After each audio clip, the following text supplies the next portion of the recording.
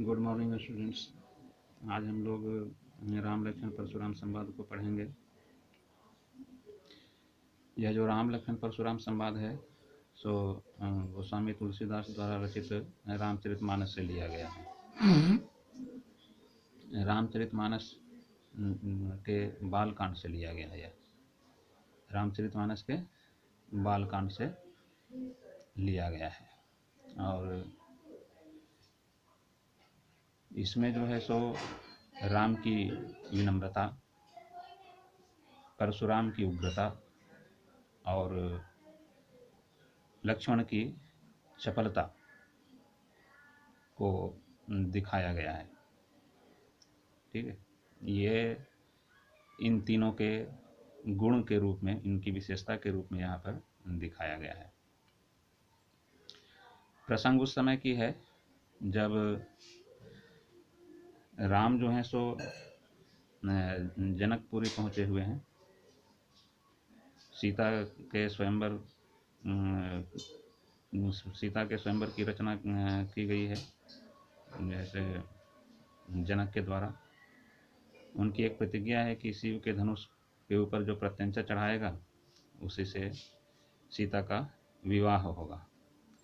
वहाँ एक से एक वीर पहुँचे हुए हैं, लेकिन किसी से नहीं होता है कि उस शिव के धनुष के ऊपर प्रत्यंचा चढ़ावे। और तब जो है सो विश्वामित्र की आज्ञा लेकर के ये जो हैं सो क्या कहते हैं, राम शिव धनुष के ऊपर प्रत्यंचा चढ़ाने के लिए आते हैं। और जब प्रत्यंचा चढ़ाते हैं तो चढ़ाने के दौरान शिव का धनुष जो है सो टूट जाता है और उसकी जो टूटने की जो आवाज़ आती है वह संपूर्ण सृष्टि में फैल जाती है। और उसी समय जो है सो वहाँ पर परशुराम आ जाते हैं, जो कि अत्यंत क्रोधी स्वभाव के हैं और काफ़ी क्रोध करने लगते हैं कि किसने शिव के धनुष को तोड़ा, बताओ, मैं भी उसे मार दूं। ऐसा कई तरह की बातें करते हैं परशुराम आकर के। तो राम जो है सो बड़े विनम्र भाव से परशुराम से कहते हैं कि नाथ शंभु धनु भंजन निहारा, होई केउ एक दास तुम्हारा। नाथ शंभु धनु भंजन निहारा, होई केउ एक दास तुम्हारा।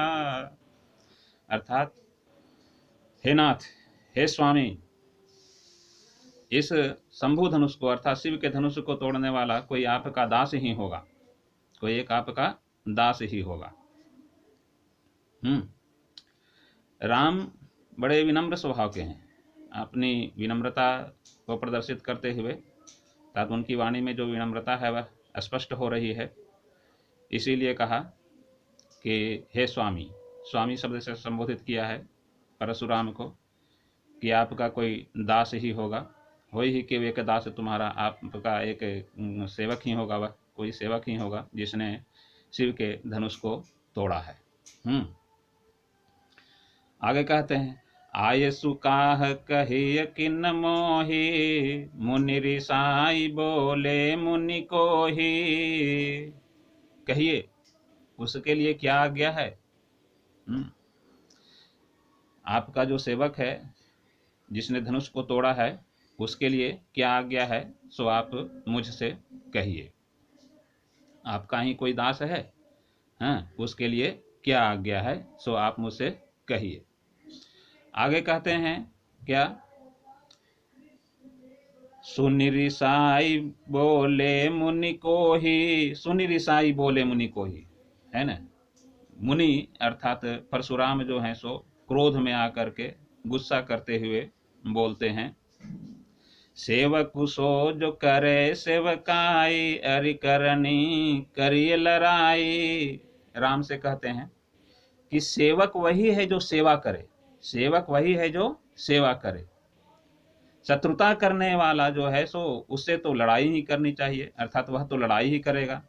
लड़ाई का काम करने वाला, शत्रुता करने वाला, है ना।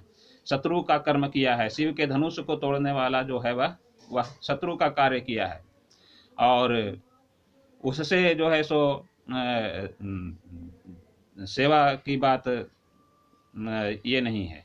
इसलिए जिस किसी ने भी इस शिव के धनुष को तोड़ा है वह शत्रु का कर्म किया है, और उससे तो जो है सो लड़ाई की ही बात होगी, लड़ाई ही करनी है उससे।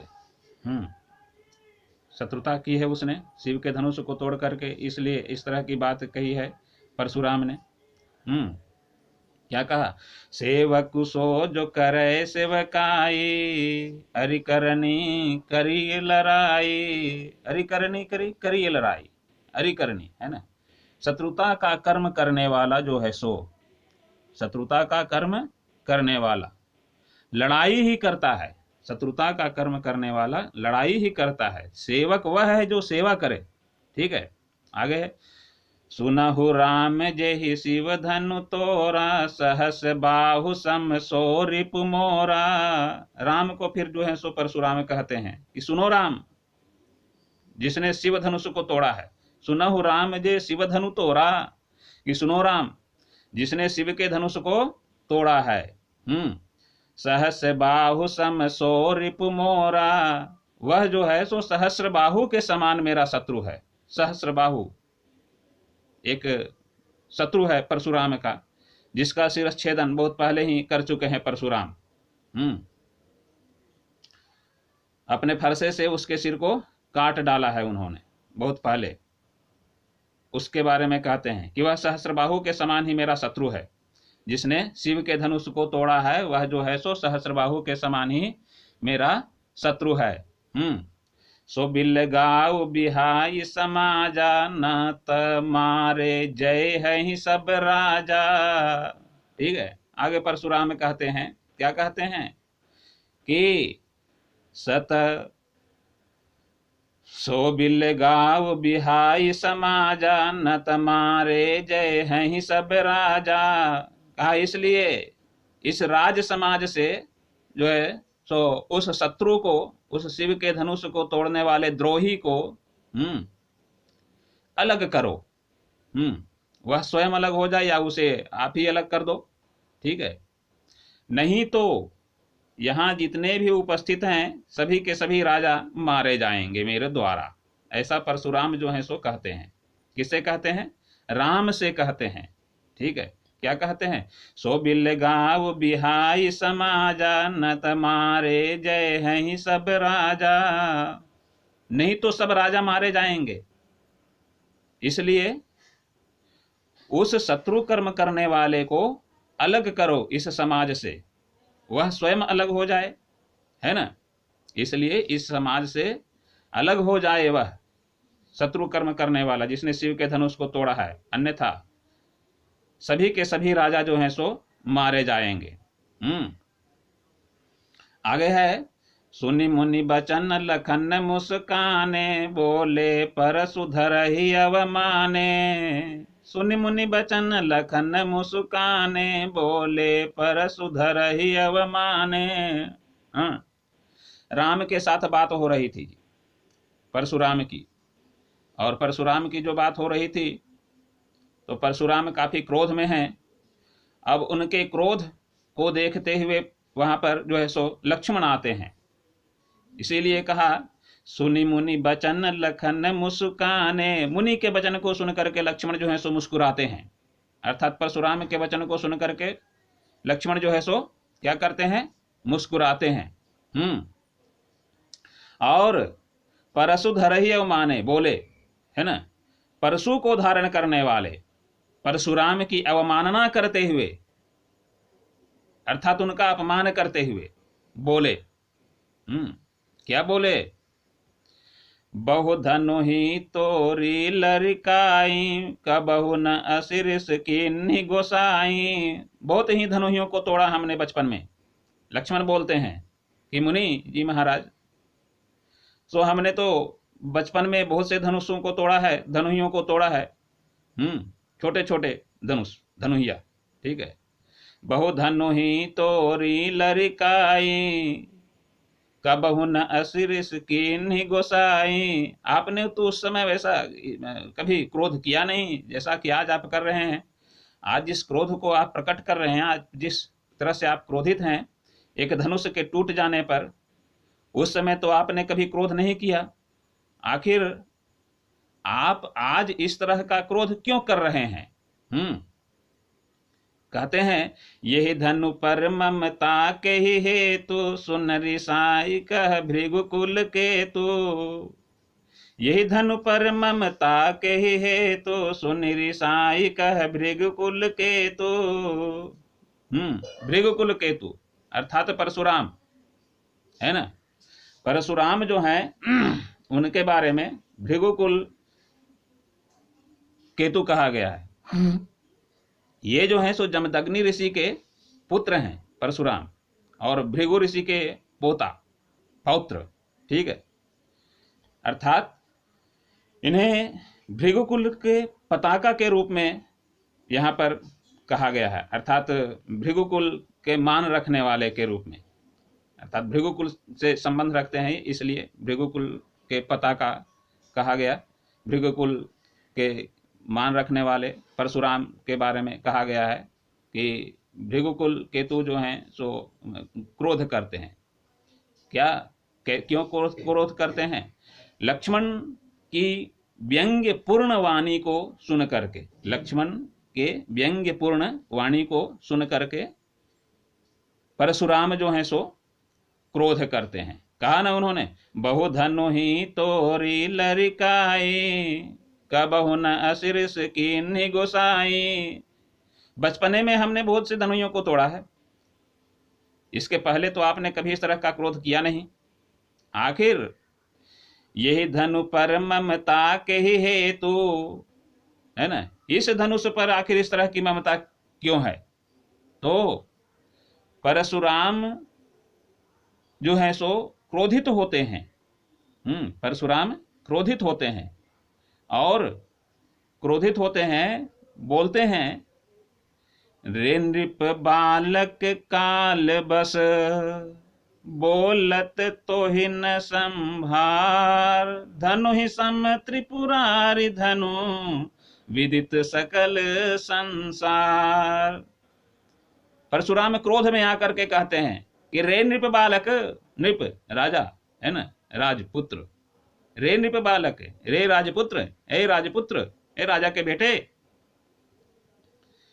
काल के बसीभूत हो करके तुम जो हो सो अपनी वाणी को संभाल करके नहीं बोल रहे हो, है ना। काल के बसीभूत हो चुके हो, तुम्हारे सिर पर जो है सो काल मंडरा रहा है। तुम्हारे सिर पर काल जो है सो मंडरा रहा है, मृत्यु के वश में हो चुके हो तुम, इसलिए संभल करके नहीं बोल रहे हो। धनु ही सम त्रिपुरारि धनु विदित सकल संसार। धनु ही सम त्रिपुरारि धनु, तुम अपने उन धनुहियों की तुलना त्रिपुरारि अर्थात शिव के इस धनुष से करते हो, जो धनुष संपूर्ण संसार में विख्यात है, जिस धनुष के बारे में संपूर्ण संसार जानता है, उस शिव धनुष की तुलना जो है सो अपने इन धनुहियों से कर रहे हो। तुम्हारी ये मूर्खता ही है और कुछ भी नहीं। तुम जो हो सो काल के बसीभूत हो गए हो। क्या कहा? रे नृप बालक काल बस बोलत तो ही न संभार। धनु ही सम त्रिपुरारि धनु विदित सकल संसार। विदित सकल संसार, है ना, संपूर्ण संसार में वह विदित है, संपूर्ण संसार जो है सो उसे जानता है। उस धनुष की तुलना जो है सो तुम अपने धनुहियों से कर रहे हो। तुम निश्चय ही काल के वशीभूत हो गए हो, है ना।